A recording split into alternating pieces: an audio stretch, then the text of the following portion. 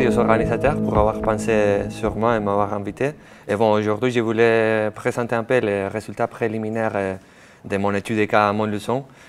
Et donc d'abord, je vais introduire un peu la thématique de la décroissance urbaine pour poser quelques questions de recherche ainsi que la méthode employée.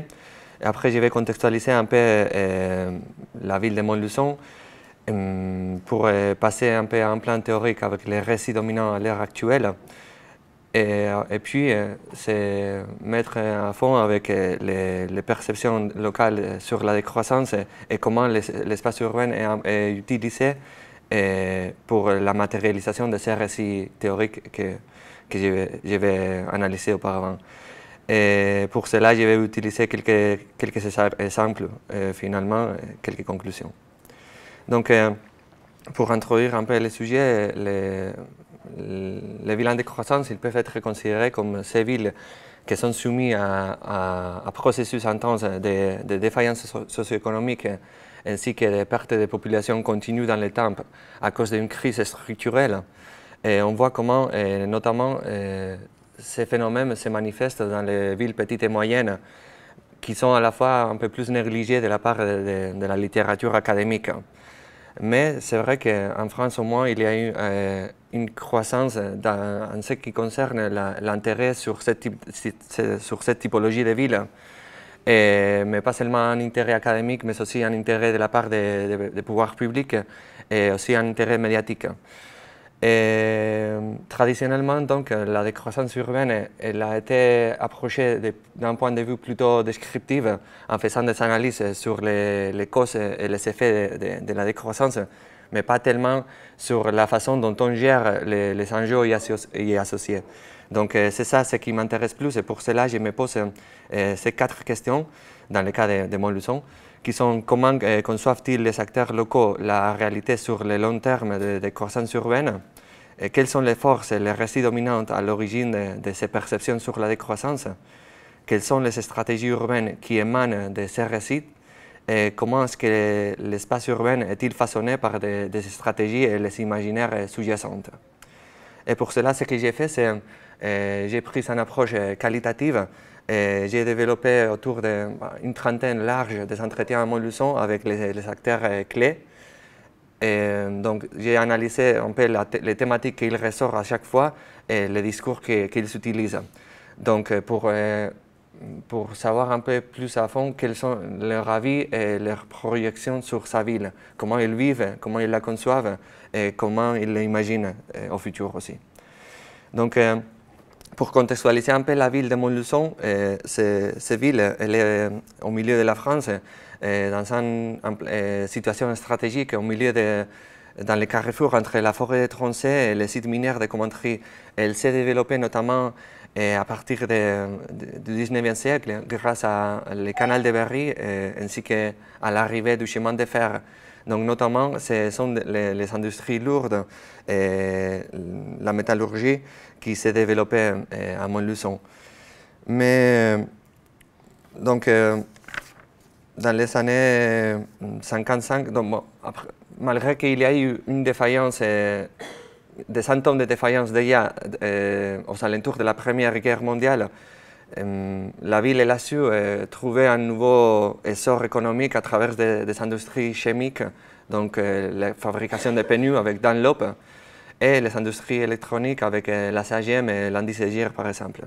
Mais c'est vrai qu'à partir des années 55, notamment des 70, la ville périclite définitivement. Et c'est depuis ce moment-là que, dans les décennies et les décennies, qu'elle n'arrive pas à trouver un nouveau essor. Donc, ça c'était à cause notamment de l'épuisement des mines de Commentry dans les années 50 déjà, mais aussi à cause de la chute de ces liaisons ferroviaires qui ont commencé à être démantelées. Et il y a aussi une perte de son poids stratégique au milieu de la France parce qu'une fois les guerres sont finies, là on commence à changer les sites de production vers la frontière franco-allemande. Donc ce n'est plus nécessaire de garder la production au milieu du territoire. Et donc ça c'est un peu, grosso modo, la contextualisation. Et après, je voulais souligner aussi que la ville, depuis son début, donc depuis le 19e siècle, elle est marquée par un gros clivage socio-spatial entre la rive droite et la rive gauche du Cher, la rive droite bourgeoise et la rive gauche, où se sont mises en place toutes les usines ainsi que les logements pour les classes populaires, où ils se sont développés les différents quartiers populaires. Et donc, ces traditions industrielle et ouvrière, elle a aussi déterminé de certaines façons les caractéristiques sociopolitiques à gauche de la ville. Quelque chose qui a changé, qui est resté comme ça jusqu'au tournant du XXIe siècle, quand la droite elle est arrivée pour première fois avec le maire Daniel Duguerry au pouvoir. Mais c'est quelque chose qui ne se passe pas seulement à Montluçon, mais dans toute l'ère d'influence. Pour continuer un peu avec cette contextualisation, donc c'était la forte spécialisation industrielle ainsi que la manque de capacité pour transformer, pour trouver un nouveau souffle, ce qui a mis Montluçon en péril. Donc, c'est passé industriel, donc depuis sa chute industrielle de sa dynamique économique, la ville a subi également un processus de périphérisation qui est symbolisé entre autres par le démantèlement progressif de ces liaisons ferroviaires, de ces infrastructures et de ces services, qui ont été autrefois les principaux facilitateurs de son dynamisme et de son expansion. C'est pourquoi qu'aujourd'hui on peut parler d'une ville géographiquement aussi isolée. Et donc, sur le volet démographique, la caractéristique principale, c'est une perte de population assez intense à Montluçon, qui est accompagnée également pour un vieillissement de la population, pour le manque de remplacement générationnel et l'immigration très forte, notamment des personnes, ce qu'on dit le brain drain ou la fuite des cerveaux des personnes qui puissent également créer de nouvelles conditions d'expansion. Donc, c'est une question, oui, de perte démographique, mais aussi de manque d'attractivité de la ville parce qu'elle n'arrive pas à trouver de nouveaux arrivants.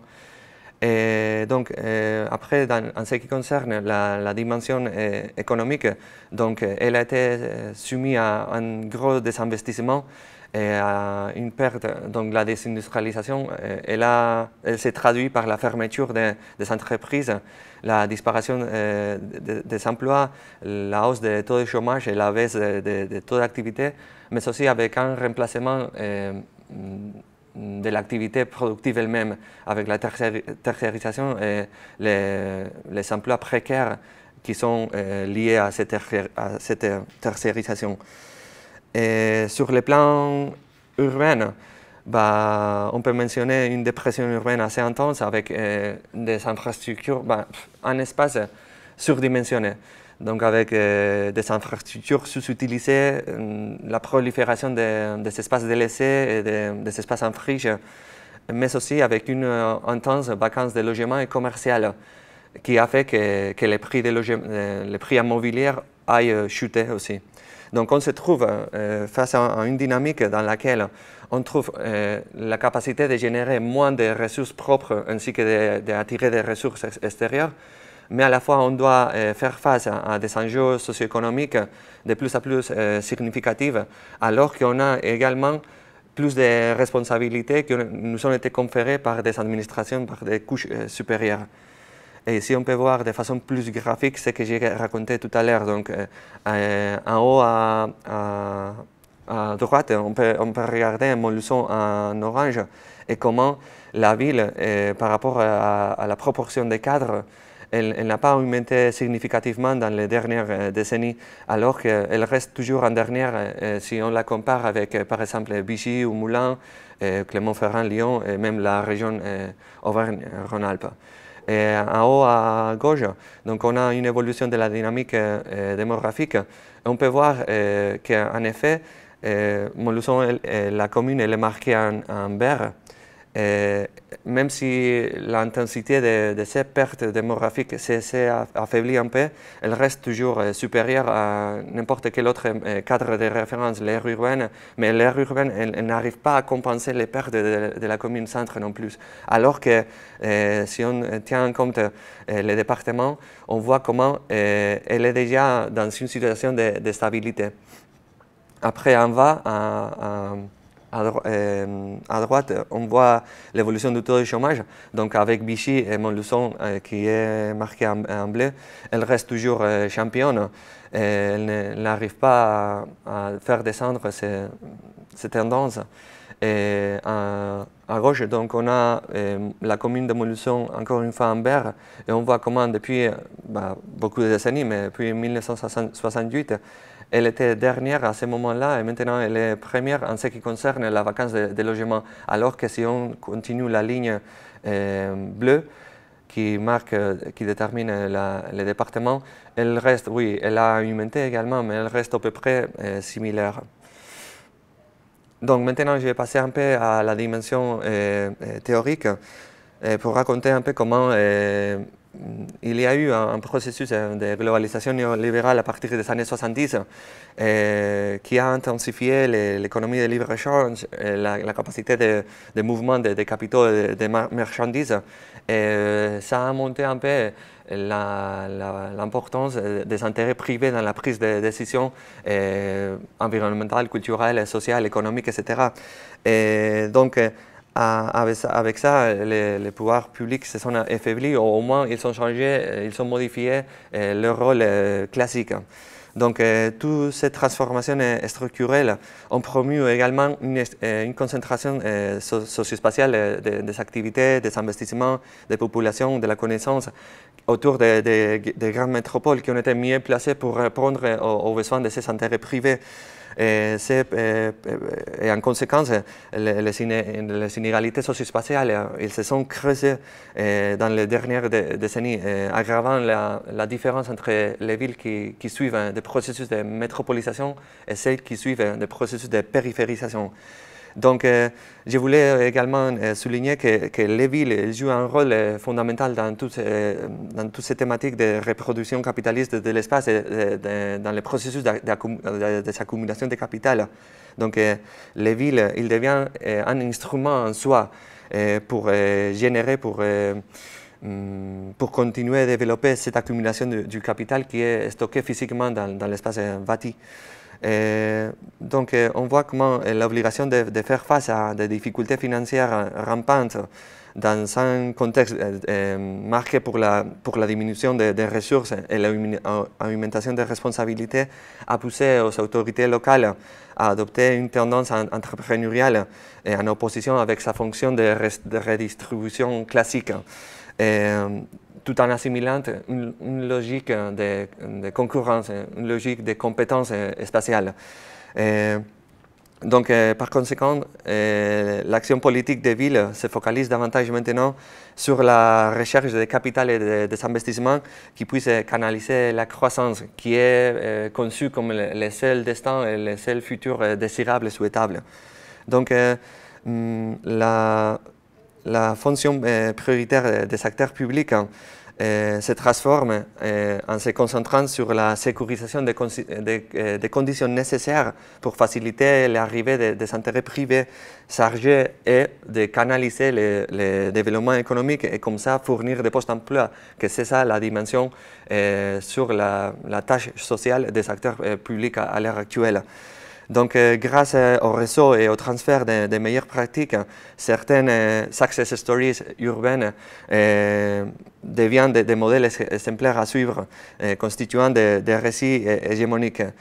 Ainsi, les villes sont au cœur de cette propagation, de la création et la propagation de toutes ces typologies de nouvelles success stories, par exemple, qui tournent autour des thématiques comme la renaissance urbaine, la ville durable, la ville connectée, creative cities, c'est pas les smart cities, ou même j'ai mis une photo de Guggenheim et l'effet Guggenheim, quelque chose à suivre pour n'importe qui, non?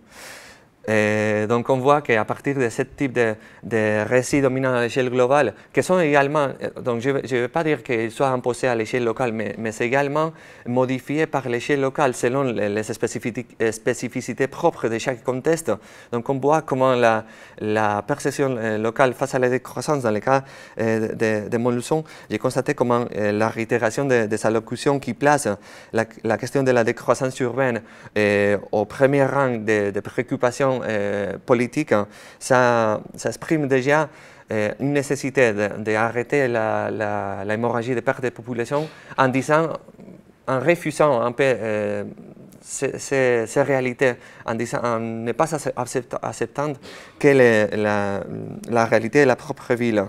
Donc, pour la plupart des acteurs politiques et économiques que j'ai consultés, la décroissance est conçue comme une anomalie contraire à la croissance, qui est assimilée comme le seul destin qu'il faut suivre.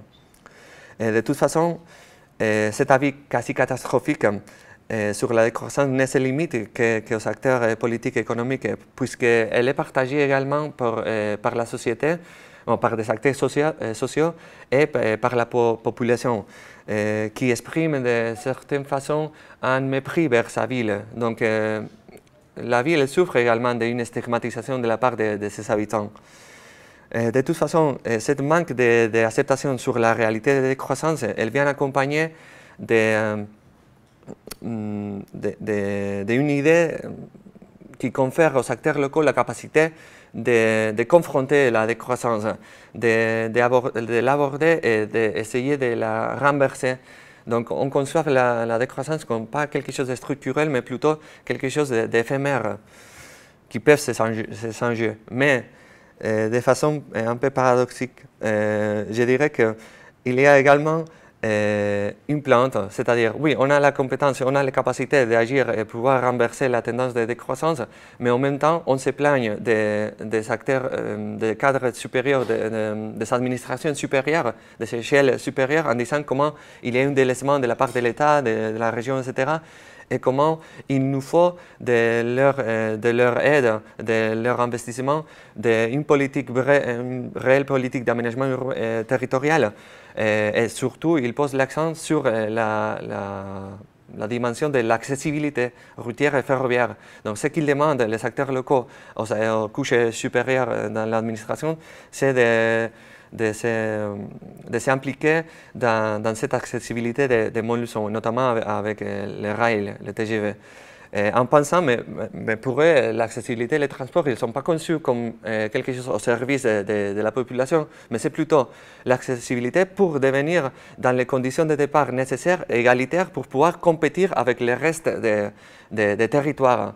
Donc, on a besoin de s'engager dans ce processus de métropolisation avec soit Clermont-Ferrand, Bordeaux, Lyon, Toulouse et Paris qui sont dans leur tête comme les espaces de référence. Mais le but, c'est le but de l'action politique donc, tourne autour du développement économique, à travers l'accroissement de la compétitivité de la ville, pour créer ces conditions nécessaires pour attirer de nouveaux investissements. Et donc, à cet égard, à travers des pratiques néolibérales standardisées, l'espace urbain devient le canevas pour la matérialisation de tous ces imaginaires pro-croissants qui sont dominants maintenant. Et à cette fin, ce que Montluçon a fait, c'est de constituer un récit urbain dominant autour de ces hypothétiques qualités de vie. Donc Montluçon a essayé de se définir comme la ville où il fait bon vivre. Et pour cela, l'imaginaire porte notamment sur le cadre de vie et l'environnement urbain enviable proposé par Montluçon. Et l'objectif principal, c'est de créer une image de ville autour de la qualité de vie qui a l'objectif de séduire pas seulement des investisseurs, mais aussi un profil très concret des éventuels nouveaux arrivants. Et on va voir tout ça. Comment, une fois la ville a identifié son épingle de jeu autour de l'image de ville, les autorités locales à Montluçon visent davantage à générer, à créer une transformation de l'espace urbain à travers des UDP, des grands projets d'aménagement, pour renforcer les récits, ces récits des images de ville et pouvoir se projeter dans un avenir de croissance souhaitable. Et donc l'espace urbain est mobilisé en tant qu'un cadre référentiel, mais aussi comme une stratégie elle-même pour concrétiser de façon matérielle le précède du paradigme de croissance. Et donc l'idée d'améliorer l'image de la ville s'insère dans la mission de la transformer dans un environnement séduisant pour les investissements. Et les politiques urbaines donc, assument qu'en enrichissant l'image de la ville, celle-ci peut proportionner de nouvelles opportunités pour les futurs investisseurs attirés pour une éventuelle augmentation de la valeur d'échange. Donc de plus, cela pourrait également séduire à une typologie des habitants plus aisés, qui ont également ces capacités, ces compétences hypothétiques pour devenir entrepreneurs, créer des occasions de nouvelles occasions de business. Donc, dès le début du premier mandat de Daniel Duclery, de ce maire de droite, donc Montluçon a entrepris un virage dans la façon de concevoir la politique locale elle-même. Donc, depuis son arrivée, l'espace urbain a acquis un rôle crucial dans l'action politique. Elle a pris le dessus vers n'importe quelle autre dimension de cette action politique, soit la sociale, l'économique, etc. C'est tout autour de cette dimension spatiale urbaine, mais en concevant l'espace urbain de façon physique. On va voir ça après. Donc, les chantiers urbains se sont succédés progressivement les uns après les autres au bout de mener à bien une métamorphose physique de la ville. Et à cet égard, ce sont surtout les grands projets d'aménagement qui prennent une ampleur significative. Et pour cela, les autorités locales, elles ont essayé dès le début de réorienter les ressources locaux et de trouver de nouvelles ressources dans la mesure du possible. Et il faut souligner également dans ce contexte l'importance de la création de l'agglomération. Donc, cette maire, il arrive au pouvoir en 2001 et l'agglomération, elle est créée en 2000, donc juste un an avant. Donc, ce qui a favorisé l'agglomération, c'était qu'elle a été utilisée dès le début pour pouvoir mener à bien ces objectifs en réduisant les coûts, etc., en faisant toute cette économie d'échelle, en focalisant tous les efforts, pas seulement de la commune, mais de toute l'agglomération, sur la dimension physique de l'espace urbain. Et dégager également plus des opportunités financières qui étaient rétrécissantes. Donc, en tout cas, même si Montluçon a réussi à diversifier ses ressources, ceci provient encore toujours, notamment des fonds publics, et pas seulement nationaux, mais aussi européens. Donc, par conséquent, la ville n'est pas parvenue à attirer l'attention des capitales privées comme il l'aurait pu prévoir, comme elle voulait le faire. Donc, contrairement aux tendances standardisées, ici, les projets urbains se sont développés sans l'utilisation de techniques assez standardisées comme sont les partenariats publics-privés, même s'ils étaient attendus, mais ça n'a pas arrivé. Il n'y a pas eu une participation des intérêts privés, il n'y a pas eu un vrai intérêt. Donc, en tout cas, on voit également comment le développement de cette stratégie a été marqué par l'absence d'une vision et une planification exhaustive. Donc la transformation physique de la ville s'est développée un peu au cas par cas, sans un fil conducteur derrière. Et donc les projets d'envergure, ils se sont créés au fur et à mesure qu'il y avait des possibilités, de nouvelles opportunités d'investissement, mais également autour de l'idée d'un maire autoritaire qui n'avait pas non plus une culture de délégation de responsabilités, de coparticipation dans la prise de décision. Et ici, vous pouvez regarder un tableau dans lequel ils sont définis un peu les grands projets, les projets urbains plus importants dès l'arrivée de Daniel Duclery au pouvoir local. Et ce que je vais faire, c'est d'essayer de regarder ces matérialisations des récits à travers des 5 exemples. Donc, je vais commencer avec son premier grand projet, qui était celui du technopole de la Lue, qui a vu le jour dans le premier mandat de Daniel Douglery et qui a été en fait un des facteurs déterminants pour qu'il soit élu en tant que maire. Dans ce moment-là, dans les années 2000, l'entreprise japonaise qui était propriétaire de Dunlop, elle était en crise. Elle a menacé de fermer complètement la production de pneus en France, et fermer Dunlop et partir. Donc ça a été toute l'élection, toute la campagne locale, c'était autour de ces thématiques-là. Donc, ce qu'il a fait, Douglery, c'est d'assurer, de promettre que si jamais il est sélectionné comme maire, il va empêcher le départ de Dunlop et en plus, il va créer de nouveaux postes d'emploi et un nouveau souffle économique. Donc, grâce à ça, il est arrivé au pouvoir, il est arrivé à un accord avec Dunlop. Donc, l'industrie, les sites de production s'est rétréci, s'est replié physiquement et ils ont abandonné 40 hectares qui ont été rachetés par la commune par 1 euro. Donc ici, on est en 2001, juste un an après la création de l'agglomération, donc elle n'est pas encore opérationnelle, on peut dire.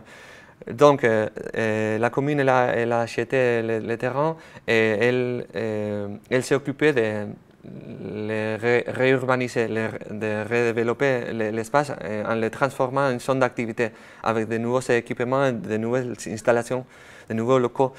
Et alors, c'était la Chambre de commerce et l'industrie, celle qui s'occuperait de promouvoir ces espaces pour les entreprises. Donc, leur idée, c'était de stimuler le développement économique dans une idée de keynésianisme classique, de booster directement ces activités économiques. Mais ce qu'ils ont réussi à faire finalement, c'est de quelque façon de concentrer toute l'activité productive de Montluçon et de ses alentours, de l'aire d'influence dans un même espace. Mais pourtant, ils ne sont pas arrivés à attirer de nouvelles entreprises, de nouveaux investissements de l'extérieur. Donc, il n'y a pas un vrai impulse exogène. C'était seulement interne.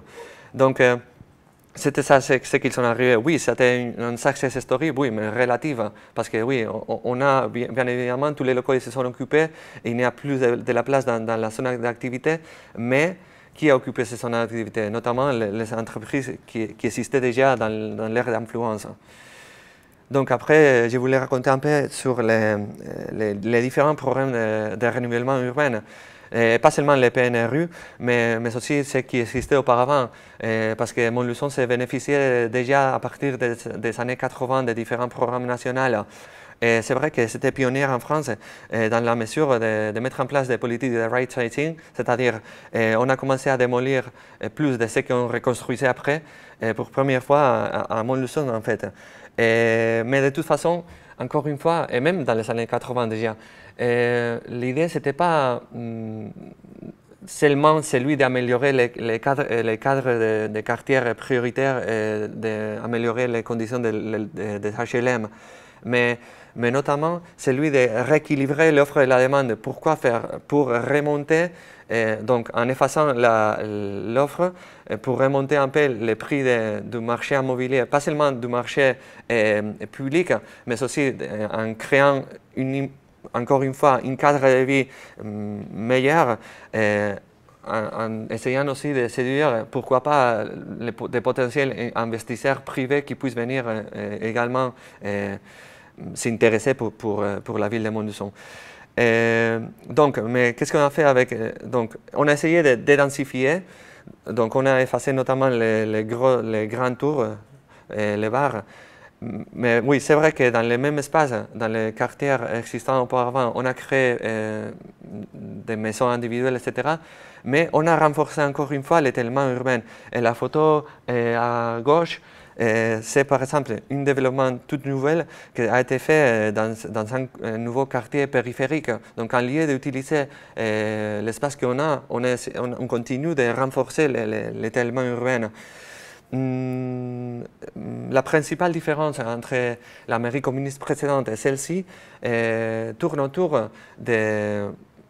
Donc oui, c'est vrai qu'il y a eu des opérations de renouvellement urbain des décennies, mais à partir de 2001, l'office d'HLM commence à s'intéresser aussi par des opérations nettement spéculatives, en rachetant des bâtiments abandonnés dans la ville, et en les renouvelant et en les offrant comme logement HLM. Mais ça n'a pas marché du tout. Donc, à un moment donné, l'office d'HLM a périclité financièrement. Et donc, elle a été mise sous un plan de redressement financier de la part de l'État. Et ça, c'est la situation actuelle de l'HLM à Montluçon un peu. Et ça, c'est important parce que les pôles sportifs de la Loup, parce que ça marque un point d'inflexion. Donc, dès les années 2006, il y a un changement dans la façon de concevoir l'espace urbain de la part des leaders locaux. C'est notamment à partir de ce moment que les UDP, les grands projets d'aménagement urbain, ils ont été mobilisés comme stratégie de concrétisation de ces nouveaux récits urbains qui tournent autour de la qualité de vie et du cadre de vie.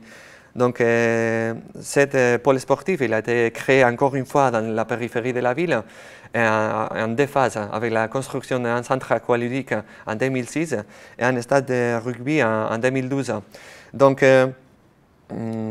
tout ça s'insère dans l'axe programmatique de renouvellement des équipements sportifs et culturels porté par ce nouveau gouvernement local.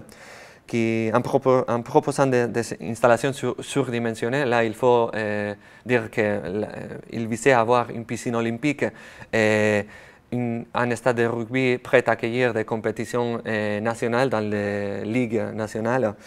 Et donc, la ville a souhaité de quelque façon de renouveler son image en associant celle-ci à une ville qui garde tous les éléments nécessaires pour l'épanouissement de la population.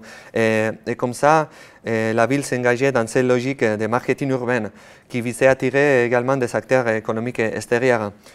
Mais autre que sa situation est centrée, donc finalement, qu'est-ce qu'ils ont fait? Donc, par exemple, le stade de rugby il a été inauguré en 2012 avec l'objectif de faire monter l'équipe locale en Ligue nationale et comme ça mettre Montluçon dans la carte de France. Mais ce qu'ils ont fait, encore une fois, l'équipe de rugby il a tombé financièrement. Et maintenant, il a descendu, je ne sais pas combien de divisions. Après, les centres aqualudiques, donc en lieu de créer une piscine olympique, il nous manque 1 cm, donc on ne peut pas accueillir des compétitions nationales non plus. Et en plus, on a fermé des piscines qui existaient dans les deux marges de la ville-centre, alors qu'on a créé une nouvelle tout excentrée qui ne peut pas n'est pas bien liée non plus par transport public, même s'il y en a, mais qui continue avec cette dépendance de l'automobile, c'est périurbanisation finalement. Donc un autre projet étoile, c'est celui en 2013, donc après des décennies qu'ils avaient ça en tête, donc finalement ils ont inauguré le musée de musique populaire, mais qui a été créé de rien, parce qu'il y avait, c'est vrai, il y avait un individu qui avait une grosse collection d'instruments folkloriques, mais c'est vrai qu'il n'y a pas une vraie tradition enracinée à Montluçon autour des musiques populaires, autour des folk. Alors que c'est le cas autour des théâtres, par exemple. Ils pourraient avoir l'effet sur le théâtre. Mais en profitant de l'existence de tous ces instruments, ils ont créé ça. Et donc, on peut comprendre depuis ce point de vue-là qu'ils n'ont pas réussi à avoir les chiffres d'assistance qu'ils envisageaient. Et également, ils n'ont pas jamais atteint pour l'instant les rayonnements extra-régionaux qu'ils s'attendaient. Donc,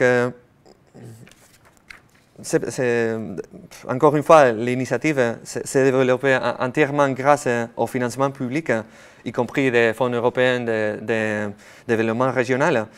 Et l'ambition du projet, c'était celle de redonner une nouvelle identité à la ville en créant un nouveau emblème physique qui puisse recueillir l'attachement de la population locale.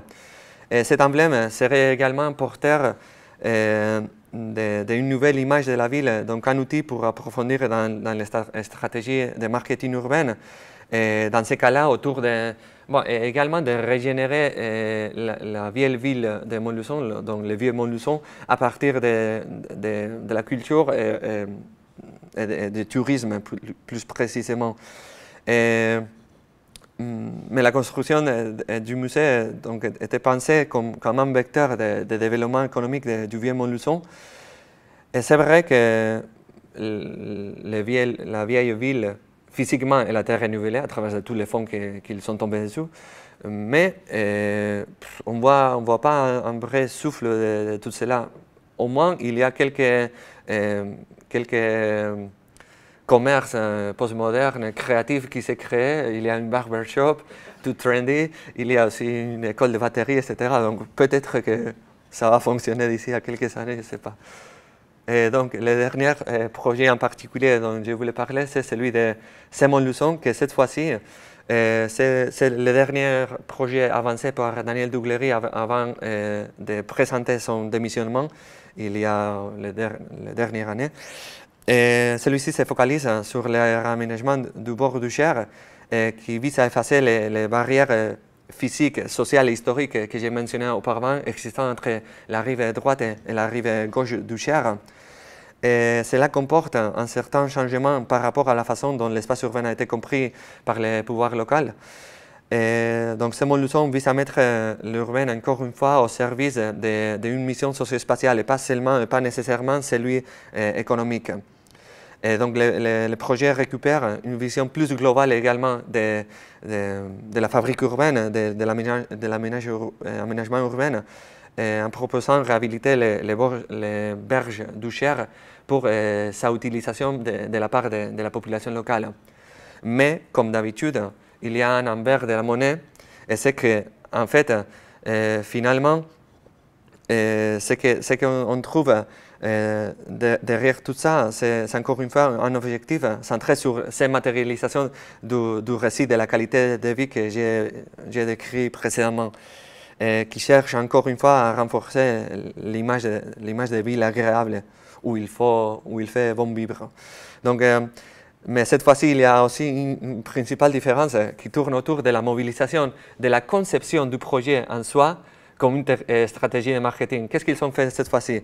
Ils ont utilisé, d'une part, avec cette stratégie, ils visaient à que les gens, les locaux, la population puisse s'emparer du projet, qu'ils puissent l'assimiler et la penser comme à soi, comme quelque chose qui leur appartient. Et tout cela, ça a été fait à travers une grande médiatisation. Mais également, on cherchait un rayonnement, on cherchait un impact, une projection extérieure de la ville à travers l'élaboration d'un concours public pour sélectionner un cabinet de Star Architects. Et finalement, on a sélectionné un cabinet catalano-suisse. Donc, pour l'instant, de toute façon, le projet n'a pas attiré l'intérêt privé qu'ils ambitionnaient. Et l'impact économique en plus, même s'ils ont été convaincus de la bonne heure de ce projet, donc même les habitants locaux, ils mettent en cause le potentiel impact économique que tout ça peut amener. Donc, et en plus, il n'y a pas eu aucun processus de participation réel derrière le projet. Donc la conception était déjà imposée et il n'y a pas eu, consultatif, peut-être, oui, on a mis ça, des maquettes dans une salle, etc., mais il n'y a pas eu une vraie participation. Et donc, pour finir, on peut dire qu'à l'échelle locale, la décroissance est perçue comme une anomalie contraire à l'ordre naturel des choses, qui est caractérisée par la maxime de la croissance continue. Et donc, la décroissance, elle est conçue comme une menace à la durabilité de la propre ville. Et à travers de l'assimilation post-politique des normes de libre-échange impulsées pour cette globalisation libérale, donc la compétitivité est devenue une priorité incontestable pour assurer la croissance, qui est sans doute la boussole qui doit déterminer l'action politique publique. Et donc, cette action politique publique bouge de son but de redistribution originelle vers celui d'animateur économique, tout en prenant également un détour entrepreneurial. Et l'espace urbain, à son tour, est mobilisé comme un pilier central des récits hégémoniques, dans la mesure où il achemine la structuration matérielle de ces récits imaginés, de la mise en forme de ces récits. Donc la ville est conçue comme une machine de croissance où la valeur d'échange devance celle d'usage. Et donc l'espace urbain est devenu un construct, donc une marchandise au service du développement économique. Et à cet égard, dans les cas particuliers de Montluçon, on voit comment l'offre d'un cadre de vie agréable constitue un des éléments centraux dans l'imaginaire promu par les acteurs locaux, dont la concrétisation est étroitement liée au SUDP, au grand projet d'aménagement urbain, qui vise à transformer cette image de ville pourrie qu'il y avait à Montluçon auparavant. Donc, les grands projets d'aménagement s'insèrent dans une logique de marketing urbain qui vise à attirer des gens, des investissements et des capitales pour rendre la ville compétitive, encore une fois, et comme ça pouvoir rencontrer les chemins vers le destin souhaitable, que c'est celui de la croissance. Et de toute façon, je voulais souligner, même si je ne l'ai pas mis là-bas, comment cette stratégie ne montre pas vraiment aucune différence par rapport aux stratégies qui ont été mises en place, qui ont été adoptées dans les grandes villes, dans les grandes métropoles, à l'heure de s'engager dans la logique concurrentielle et dans la logique de vouloir atteindre la croissance à tout prix. Et donc, l'étude peut montrer également comment il y a une limitation dans l'appropriation de la part dans l'appropriation des récits hégémoniques quand ils doivent être appropriés dans des endroits, dans les villes moyennes en décroissance comme celle-ci. À peu près, c'est tout ça ce que j'avais à raconter. Donc là, je suis prêt à entendre vos remarques.